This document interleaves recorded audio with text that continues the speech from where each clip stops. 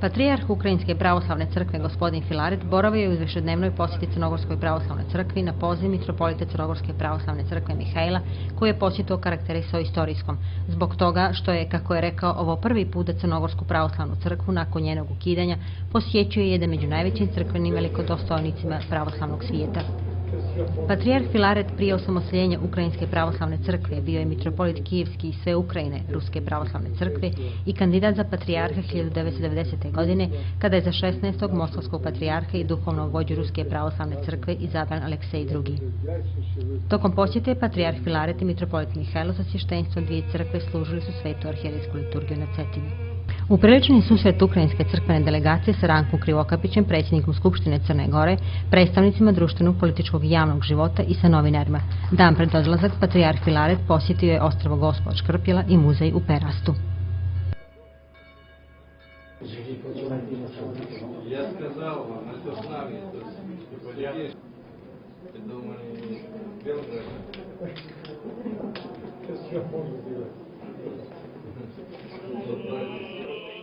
I Ukrajinska i Crnogorska crkva stekle su pravo na autokefalnost sticanjem nezavisnosti država Ukrajine i Crne Gore i nikakvih kanonskih prepreka za to nema.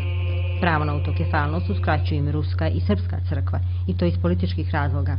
I Ukrajini i Crnoj Gori treba da bude interes da imaju autokefalne Ukrajinsku i Crnogorsku crkvu i da sa njima imaju dobre odnose, ali da se jedni drugima ne miješaju u posao. Rusija i Srbija žele da Ukrajinska i Crnogorska crkva budu počinjene, jedna Moskvi, a druga Beogradu, jer kroz crkvu mogu da utiču na države i samo zbog toga je interes države da ima autokefalnu crkvu, poručio je patrijarh Ukrajinske pravoslavne crkve Filaret na preskonferenciji u Podgorici. Črnogoriju na zaprošenje Ukrajinska i Crnogorska crkva se danas nalaze u istom položaju. One su sebe proglasile autokefalnima, ali druge pravoslavne crkve, uključujući Rusku i Srpsku, ne priznaju nas kao autokefalne crkve. Zato mnogi postavljaju pitanje da li imamo pravo na autokefaliju ili ne. Na osnovu 34. apostolskog pravila svaki narod mora znati svog prvog patrijarha ili mitropolita ili episkopa. Ukrajinci su narod kao što su i Crnogorci, stoga imamo pravo na autokefalnost svojih crkava, to jest na svoju pomjesnu pravoslavnu crkvu među drugim pomjesnim crkvama. Na osnovu toga mi smo na Saboru proglasili autokefalnost Ukrajinske pravoslavne crkve. Drugi razlog što smo proglasili autokefalnost crkve je stvaranje države. Dok Ukrajina još nije bila država i dok je bila u sastavu Ruske imperije ili Sovjetskog saveza, tada je i crkva bila u sastavu Ruske pravoslavne crkve. Također i Crnogorska crkva, dok je Crna Gora bila u sastavu Jugoslavije, bila je jedna, a kada se Crna Gora osamostalila i postala država u saglasnosti sa istorijskom tradicijom i 34. apostolskim pravilom, crkva Crne Gore je postala autokefalnom. Sada se pojavljuje pitanje zašto se ne priznaje autokefalnost Crnogorske i Ukrajinske crkve. Koje ne priznaje? Ne priznaju je one crkve od kojih su se odvojile, Ukrajinska od Ruske, a Crnogorska od Srpske. Zašto one neće da priznaju autokefaliju naših crkva? Zašto one neće da priznaju autokefaliju naših crkava? Da li su u pitanju crkveni motivi ili politički? Crkvene osnove nam dozvoljavaju da imamo autokefalnost. Niko od naših protivnika nas ne može okriviti da mi nijesmo pravoslavni, da ispovijedamo nepravoslavnu vjeru, da narušavamo moralne zakone pravoslavlja ili kanone crkve. Takvu krivicu nam ne podmeću ni Ruska ni Srpska crkva. Ukoliko smo pravoslavni, zašto nas ne priznaju kao autokefalnu crkvu? Razlog je samo jedan, politika. Moskva nasrće na Ukrajinu kao Beograd na Crnu Goru. Zato su politički razlozi osnov za nepriznavanje crkava. Pojavljuje se još jedno pitanje. Da li će nas ikada priznati druge pomjesne crkve kao autokefalne? Ubijeđen sam da će doći vrijeme kada će nas priznati. Zato što istorija svjedoči da sve pravoslavne autokefalne crkve poslije raspada imperija, Otomanske, Turske imperije, Sovjetskog saveza. Kada se raspala Otomanska imperija, Konstantinopoljska crkva dugo nije priznavala ni srpsku, ni bugarsku, ni rumunsku, ni albansku, ni crnogorsku, ni svoju rođenu grčku, elatsku crkvu. Isto tako Konstantinopolj nije priznavao ni rusku crkvu 141 godinu, bugarsku 75 godina i ostale. Prolazile su decenije i te crkve su postojale. Dolazilo je vrijeme kada su sve pravoslavne crkve bile primorane da priznaju i ove crkve. Dakle, oslanjajući se na istorijske primjere, mi smo ubijeđeni da će doći vrijeme kada će i autokefalnost naših crkava biti priznata. U sličnoj situaciji nalazi se i Makedonska crkva. Ja mislim da postoje i druge države koje maštaju o autokefalnosti. Zato smo sigurni u budućnost. Doći će vrijeme kada će priznati naše autokefalije. Sada nam je zadatak da ojačamo i proširimo naše crkve. Ukrajinska pravoslavna crkva je danas po veličini treća u pravoslavlju. Na prvom mjestu je Ruska, na drugom Rumunska, a na trećem Ukrajinska, Kijevskog patrijarhata. Ali ako nekada dođe vrijeme da se sve pravoslavne crkve u Ukrajini objedine u jednu, a ja mislim da hoće, tada bi Ukrajinska crkva bila na drugom mjestu, poslije Ruske. Ako uporedimo sadašnju Ukrajinsku pravoslavnu crkvu Kijevskog patrijarhata i 6 grčkih autokefalnih crkava, Konstantinopoljski, Jerusalimski, Aleksandrijski patrijarhat, Kiparsku, Elatsku i Albansku crkvu, koje sve zajedno imaju 12 miliona vjernika, a Kijevski patrijarhat na današnji dan ima 14,5 miliona vjernika, to jest više od 6 grčkih crkava.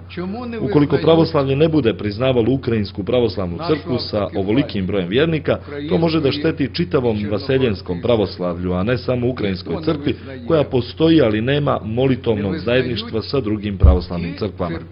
Kijevska patrijaršija ima blizu 5000 parohija, 35 eparhija, 41 arhijereja, 5 bogoslovskih ustanova i blizu 50 muških i ženskih manastira i zato, priznali je ili ne, Ukrajinska crkva će postojati. Isto tako će postojati i Crnogorska pravoslavna crkva, bez obzira na to što nije toliko velika. Moram napomenuti da postoje autokefalne crkve koje su veće ili manje, kao na primjer Aleksandrijska patrijaršija.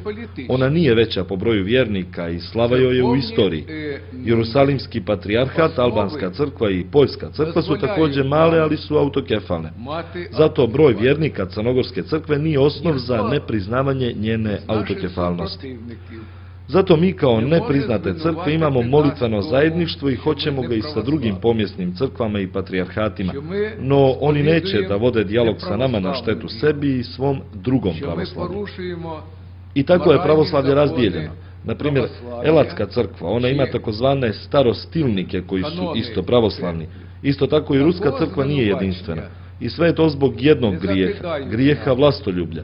Nije u pitanju briga za Hristovu crkvu, već želja za pokoravanjem drugih naroda i crkava. A Gospod Isus Hristos je rekao jasno: ko hoće među vama da bude veći, nek vam je sluga. Ko hoće da bude prvi, neka bude rob. Oni žele da budu vladari i na taj način idu protiv volje Gospoda našega Isusa Hrista, koji je glava čitave crkve, i zato nam je glavno da imamo zajednicu sa Hristom, ispovijedamo nepovrijeđenu pravoslavnu apostolsku vjeru, pridržavamo se evanđeljskog učenja o moralu i crkvenih kanona. Mi to i radimo i zato je sa nama Bog. A ukoliko je sa nama Bog, uz nas je i pobjeda. Naravno da je država zainteresovana da se na njenoj teritoriji nalazi nezavisna pravoslavna crkva. Zato je i Ukrajinska država zainteresovana da na njenoj teritoriji postoji autokefalna Ukrajinska pravoslavna crkva. Isto i sa Crnogorskom. To ne znači da se država miješa u crkvenu politiku. Mi smo proglasili našu autokefalnost nezavisno od države. Mislim da je i Crnogorska pravoslavna crkva proglasila svoju autokefalnost ne pod pritiskom države, nego slobodno. I zato je crkva zainteresovana da postoji nezavisno od države. No bez autokefalne crkve država ne može dugo da postoji i obrnuto. Crkva i država su uzajamno povezane. Mi imamo nezavisne države i nezavisne crkve, zato nam se interesi poklapaju. To je i garancija budućeg postojanja kao autokefalne crkve. Zbog toga i Rusija i Srbija žele da Ukrajinska i Crnogorska crkva budu potčinjene, jedna Moskvi, a druga Beogradu, jer kroz crkvu mogu da utiču na države. Samo zbog toga država bi trebalo da bude zainteresovana za postojanje autokefalne crkve. Na pitanje da li očekuju pomoć svojih država u priznavanju autokefalnosti, patrijarh Filaret je rekao da ni Ukrajinska ni Crnogorska crkva nisu osnovane i obnovljene uz pomoć države, već da je svaka na svoj način imala proces na koji ima pravo. Dok je mitropolit Mihajlo rekao da je predsjednik Skupštine Ranko Krivokapić saglasan sa brojnim stavovima Crnogorske pravoslavne crkve. Imali smo prilike i u privatnim razgovorima i otvorenih pitanja, tako da smo imali susreti sa gospodinom Rankom Krivokapićem, predsjednik Skupštine Crne Gore, i mislim da su tu izmijenjena fina i različita mišljenja po pitanju crkve i jedne i druge države. Mislim da ima veliko saglasnost po tom pitanju. Patrijarh Filaret i mitropolit Mihajlo dogovorili su se da zajednički djeluju u korist dvije crkve i dva naroda. Da se povodom velikih crkvenih praznika poglavari međusobno posjećuju i služe zajedno i da se klirici i laici redovno posjećuju i učvršćuju međusobnu saradnju na obostranu korist ukrajinske i crnogorske pravoslavne crkve. Zato je ova posjeta povijesnog karaktera, jer se po prvi put crkve koje trpe na pravdi Boga odlučne da zajednički štite svoje interese na korist cijele pravoslavne vaseljene. Na Podgoričkom aerodromu Patrijarhu Filaretu i delegaciji Ukrajinske pravoslavne crkve upriličen je svečani doček. Delegaciju Crnogorske pravoslavne crkve sačinjavali su članovi Mitropolitskog savjeta Crnogorske pravoslavne crkve i crnogorskih kulturnih institucija. U VIP salonu Podgoričkog aerodroma njegova svetost Patrijarh Filaret porazgovarao je sa članovima odbora za doček. Upriličen je susret ukrajinskog patrijarha sa Rankom Krivokapićem, predsjednikom Skupštine Crne Gore, Ivanom Brajovićem i Božidarom Nikolićem, predsjednikom Dukljanske akademije nauka i umjetnosti. Patrijarh Filaret odlikovao je Ranka Krivokapića ordenom svetog ravnoapostolskog kneza Vladimira Kijevskog, a Krivokapić je gospodinu Filaretu poklonio medaljon Zlatni perper. Naš posljednji Karol Nikolaj je Ukazom Dukljanske akademije nauka i umjetnosti Patrijarhu Filaretu uručena je medalja za sve što njegova svetost na duhovnom i kulturnom planu čini za dobro crnogorskog naroda i Crnogorske pravoslavne crkve.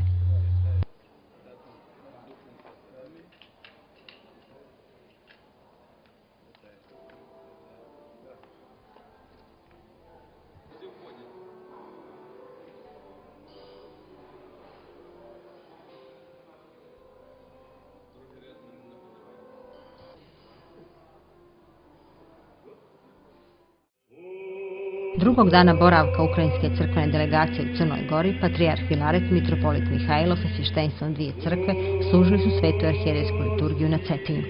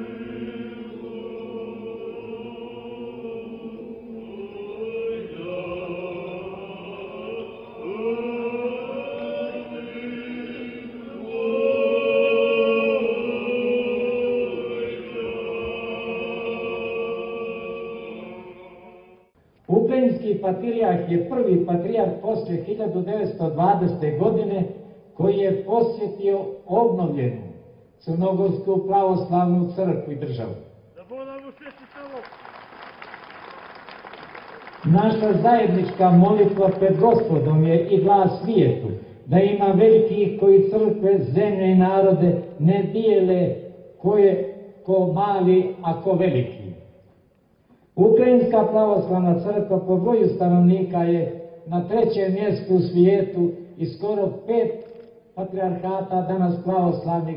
Ona je sama po broju vjernih viša od njih za nekolika milijuna.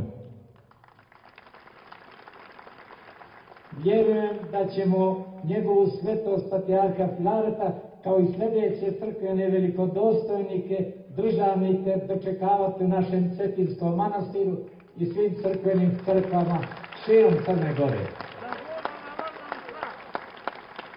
Na sve vas, oba naša naroda i dobrosljedeće hrišćane, šaljemo očinski blagoslov za primjer drugima, za temelj vječnosti države Ukrajine, Ukrajinske pravoslavne crkve, Vaskrsle Crne Gore i Crnogorske pravoslavne crkve i njenih utemeljenih, uzidanih pravoslavnih crkava.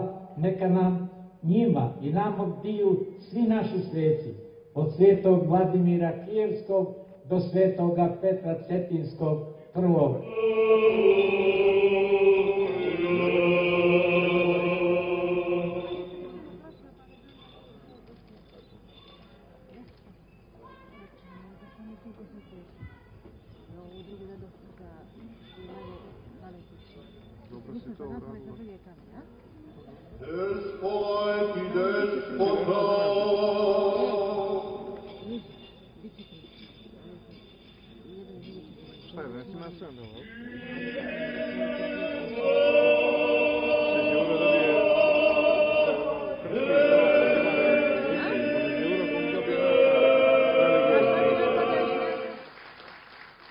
Ми сьогодні звершили божественну літургію Mi smo danas izvršili božanstvenu liturgiju і молились за Чорногорську церкву, i molili smo se za Crnogorsku pravoslavnu crkvu, за Українську церкву, za Ukrajinsku crkvu, за Чорногорський народ і za за Crnogorski український narod народ. i Ukrajinski narod.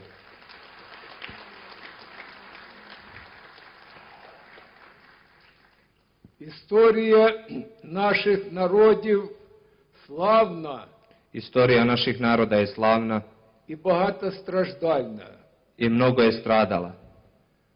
І ми зараз, і українці, і чорногорці, виборюємо право на автокефалію наших православних церков. I mi sada i Ukrajinci i Crnogorci borimo se za autokefalnost i pravo naših crkava.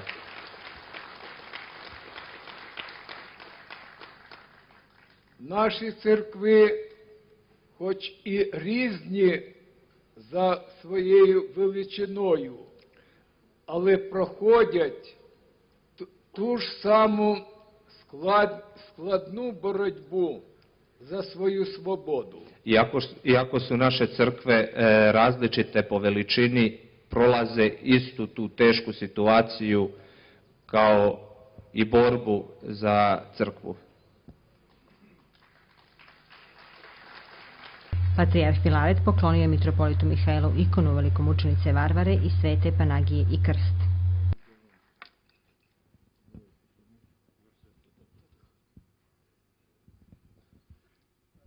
Ваше блаженство, а для вас я хочу подарувати як главі Чорногорської церкви ці святі Панагії і Христ Господній, як предстоятелю, архієпископу Четинському і митрополиту всієї Чорногорії. Vaše blaženstvo, ja vam hoću pokloniti ove Panagije i krst kao mitropolitu Crnogorskom i Crnogorske pravoslavne crkve.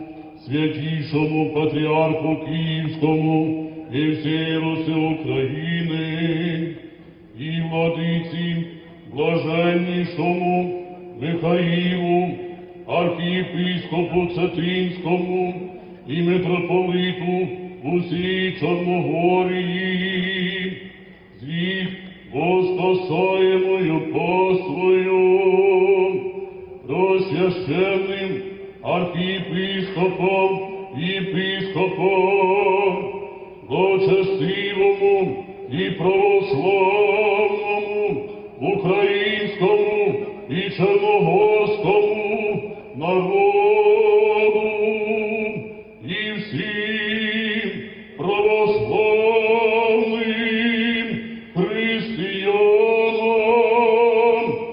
Crnogorska pravoslavna crkva u čast patrijarha i svještenstva Ukrajinske pravoslavne crkve priredila je na Cetinju prijem brojnih zvanica iz kulturnog, političkog i javnog života. Patrijarh je primio prigodne poklone i uručio odlikovanja. Minulo je 5 vijekova od kako se velje vode pred još većom silom, a pod velikim blagovjernim gospodarom Svetim Ivanom Crnojevićem crkveno i državno prijestolje Crne Gore završi na Cetinje, dok je god bude. Da je bude vječno, zadatak je koji još nije završen. Od tada šaka gorštaka opstojava kao šaka soli bačena u oči napadaču, kao šaka u perčin jačemu i nasrćućem. Počešće šakama na razmeđu svjetova razgrćući no očima tražeći izlaz iz tmine balkanskog istorijskog lavirinta, od posljednjih odbljesaka renesansne, kroz kalionicu od inata glavosječke epike, predavanja velikim zanosima, starim kulisama za vječne igre velikih, borbe neprestane i besprimjerne, na uštrb prosvjete, nauke i kulture, sve do državne i djelimične duhovne renesanse.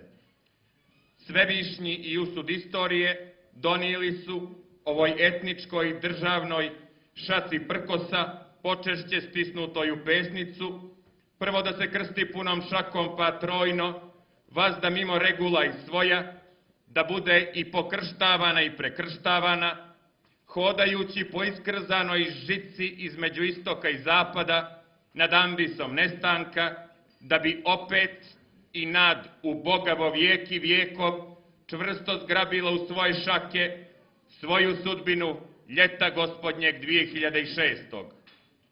Danas ta šaka ima čast da bude pružena bratska ruka velikoj i sestrinskoj pravoslavnoj crkvi drevne Ukrajine, tom duhovnom divu istoka, sa ljubavlju neupitnom kao istovjetnost iskušenja i krstova na kojima su raspete dvije države te njihovi narodi i crkve. Ta je ruka danas čista kao radost i ponos koja se prijestolnicom vije zbog vaše posjete, vaša svetosti, čista i otvorena kao naše srce za druge i drugačije ljude ispovijedanja. Kao vjera svakoga Davida pred bilo kojim Golijatom. Čista kao ljetopis naših veza, čista kao ljetopis naših nesuglasica bez jedne stranice, čista kao volja za novim manirima i rezonima u odnosima malih i velikih. Čista i bez aspiracija, sem da budemo svoji i u Hristu jednaki i braća, kao očinski blagoslov kojim ste danas prizvali na sve nas, na dva naša naroda i sve dobromisleće hrišćane i našu inovjernu braću, kao primjer drugima i kao temelj vječnosti i samostojnosti drevne Ukrajine i vaskrsle Crne Gore i njihovih u same temelje uzidanih pravoslavnih crkava. Čista kao misija i svetački oreol cetinskog čudotvorca. Nek nad svim ovim i vama lično bdiju svi naši sveci, od svetog Vladimira Kijevskog do svetog Petra Cetinskog, čiju vam sliku, rad našeg svjetski poznatog umjetnika Dimitrija Popovića, poklanjam u svojstvu predsjednika crkvene opštine Cetinje, kao uspomenu na ovaj za prijestolnicu i Crnogorsku crkvu veliki dan, uz želju da vam Gospod da dug život i dobro zdravlje, kako bi se vašoj Goričarnoj i njenoj prijestolnici često i rado vraćali vaša svetosti.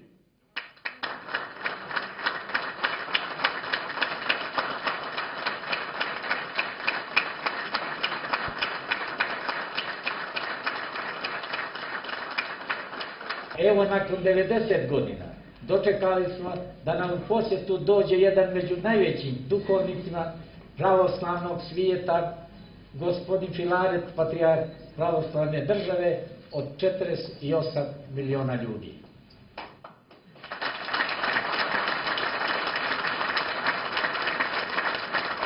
Došao je da svjedoči i potvrdi svojim prisustvom da smo bili slobodna država i crkva i da nas ohrabri da nastavimo stopama naših predaka koji su branili i čuvali i sačuvali našu vjeru i slobodu zlatnu. Zato blagodarim visokom gostu na podršci našoj crkvi koji je iskazao ovom posjetom i više puta ponovio sa oltara sabornog hrama svetog Vladimira u Kijevu. Duboki su korijeni odnosa naših sestrinskih crkava i sežu više stotina godina unazad. Krajem 19. vijeka Na Kijevskoj duhovnoj akademiji školovalo se 20-ak crnogorskih duhovnika, među njima i osnivač Dajbavskog manastira, upokojeni Simeon Popović. Svi oni su bili i služili na čast naše zemlje i naroda. Ta tradicija školovanja naših bogoslova se nastavlja i danas na veliko zadovoljstvo naše dvije sestrinske crkve. Zato u ime naše crkve, našeg naroda i u svoje lično ime, visokom gostu, njegovoj svetosti patrijarhu Ukrajinskoj, gospodinu Filaretu, želim da uručim ovaj poklon.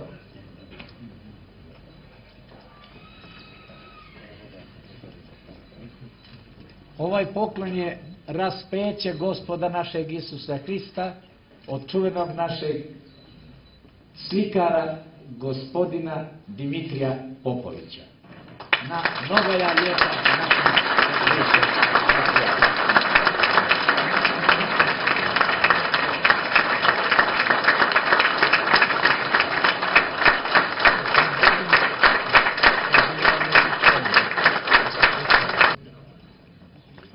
Ваше блаженство, преосвященные архипастыри,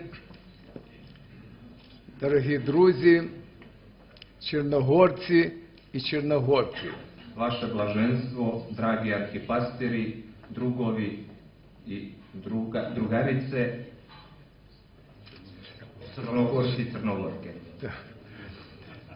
Наша делегация на чолі з патріархом українським прибула на запрошення його блаженства, блаженнішого Михаїла, архієпископа Цетинського і митрополита Черногорського. Naša delegacija je došla na poziv našeg mitropolita Crnogorskog Mihajla, arhijepiskopa Cetinskog i mitropolita Crnogorskog. До цього дня митрополит Михаїл не один раз був у Києві, і ми разом з ним звершували божественну літургію в кафедральному соборі святого рівноапостольного князя Володимира. Do ovoga dana naš mitropolit ne jedan put bio je gost Ukrajinske pravoslavne crkve u Kijevu i služio je sa njegovom svjatosti patrijarhom ukrajinskim Filaretom liturgiju u katedralnom saboru knjaza Vladimira u Kijevu. Сьогодні ми звершили літургію, божественну літургію в вашій давній столиці Цетині в присутності великої кількості православного народу. Danas smo mi izvršili liturgiju, svetu arhijerejsku liturgiju na Cetinje, istorijskom gradu, stare prestonice. Наша спільна молитва має велике значення для утвердження наших двох народів, які отримали державnu незалежність. Naša zajednička molitva ima veliko značenje za dva naroda koja imaju zajedničku nezavisnost. Ми повинні добре розуміти, що кожна держава повинна мати свою незалежну церкву. Nama mora biti jasno da svaka država mora da ima i svoju nezavisnu crkvu. І тому ні Україна без незалежної церкви не може існувати довго, ні Чорногорія також без Чорногорської церкви також не утримується довго. Tako kako i Ukrajina bez ukrajinskoj crkve ne može da postoji dugo, tako ni Crna Gora ne može bez Crnogorske pravoslavne crkve da izdrži dugo.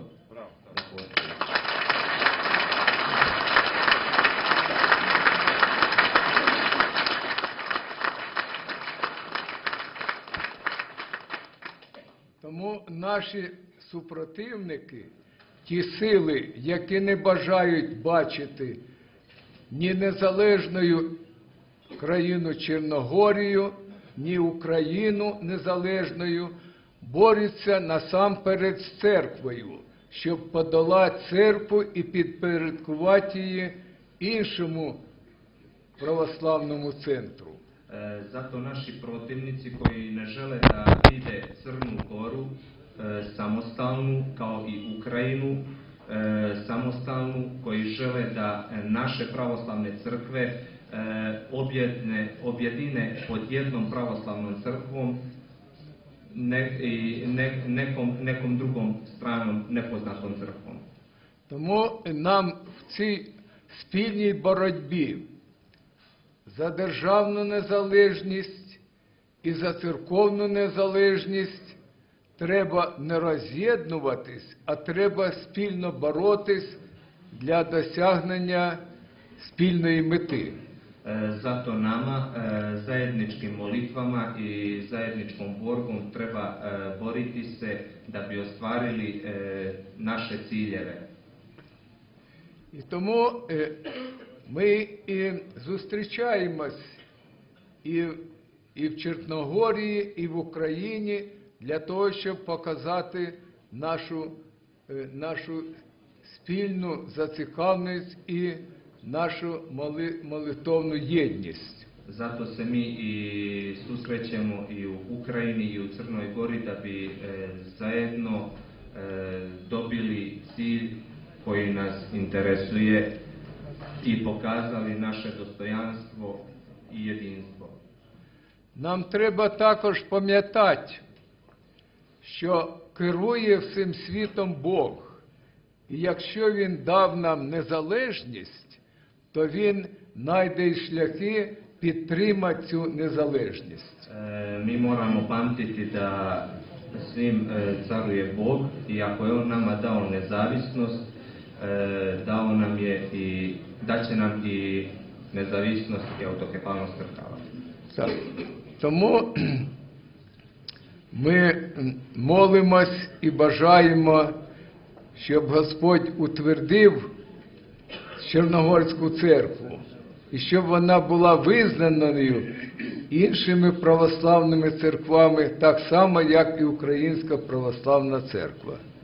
Zato mi molimo se da bi Gospod Bog utvrdio Crnogorsku pravoslavnu crkvu kao i Ukrajinsku pravoslavnu crkvu.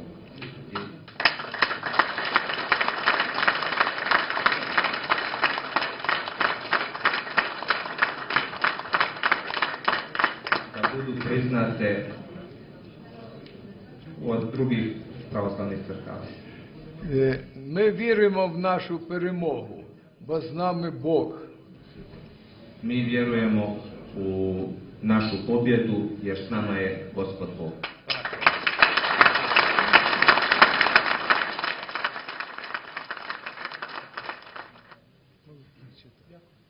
Отче наш, иже еси на небесих, да светится имя Твое, да придет царствие Твое, да будет воля Твоя, яко на небеси и на земли. Хлеб наш насущный дашь нам днес, и остави нам долги наши, яко же и мы оставляем должником нашим, и не введи нас во искушение, но избави нас от лукавого. Слава Отцу и Сыну и Святому Духу, ныне и повсякчас и на веки веків. Аминь. Господи помилуй, Господи помилуй, Господи помилуй, святейший Владыко, благослови. Христе Боже, благослови ясті і тієї рабом Твоїм, бо Ти святий єси завжди, нині і повсякчас і на віки віків. Аминь. Svečanost je uljepšala mlada pijanistkinja Anja Abramović. Natalija Pajević kazivala je stihove Tarasa Ševčenka, a pjesnik Sreten Ujović svoje. І пониče, неначе стоптана трава, і думка ваша, і слова, неначе срібло куте, бите, і семикраси перелите огнем згорніли.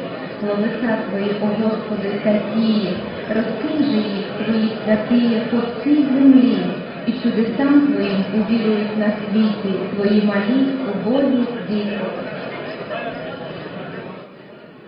Slave radi ovih malih robova nijemih za njih se moja briga veže, rađa se slovo i poleže, kao da je ugažena trava i razum, baš i riječ i glava, kao da su srebro, što iz peći teče, da se kovati može na nakovanju.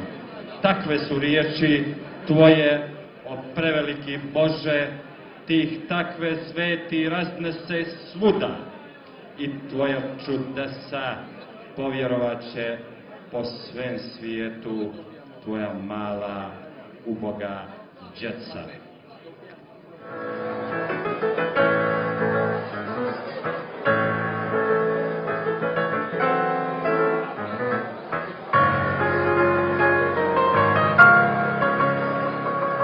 Ukrajinski patrijarh Filaret uručio odlikovanja predsjedniku Dukljanske akademije nauka i umjetnosti Božidaru Nikoliću, akademiku Vukiću Puleviću i Žarku Raduloviću.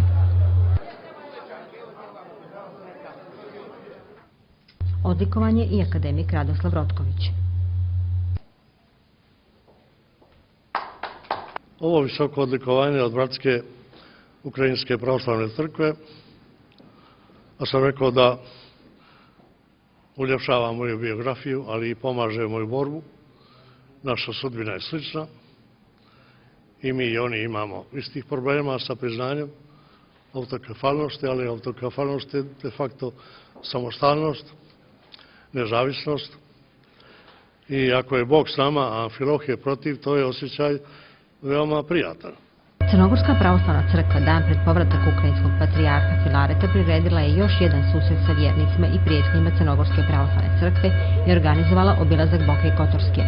Patrijarh Filaret posjetio je crkvu Gospod Škrpila, sagrađenu u 17. vijeku na istoimenom vještačkom ostrvu.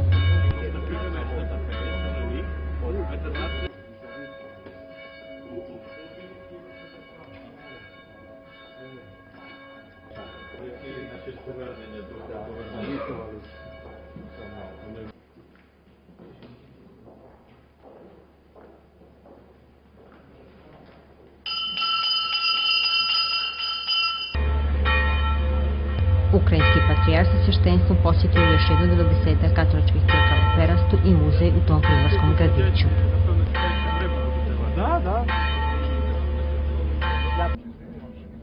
Knjigu Zbornik crnogorskih grbova patrijarhu ukrajinskom Filaretu poklonio Ilija Aleksić, prijatelj Crnogorske pravoslavne crkve, čovjek koji je ljetos boravio u Kijevu kao dio delegacije Crnogorske pravoslavne crkve.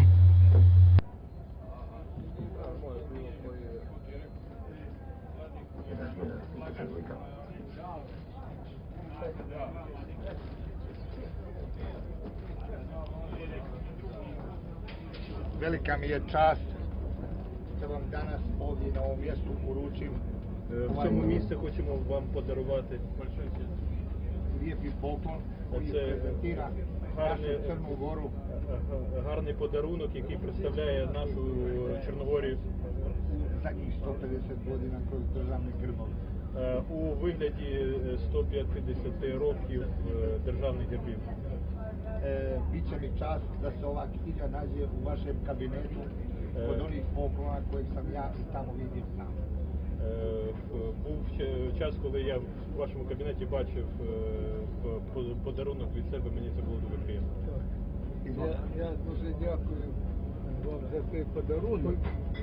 Іван Іванович.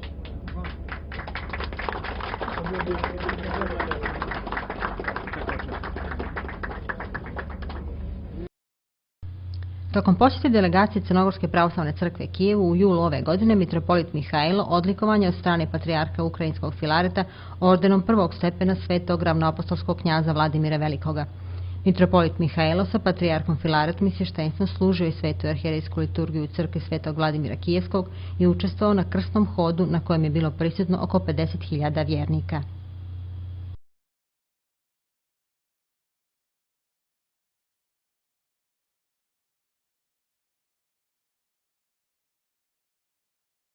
Patrijarh Ukrajinske pravoslavne crkve gospodin Filaret boravio je u posjeti Crnogorskoj pravoslavnoj crkvi od 23. do 27. oktobra.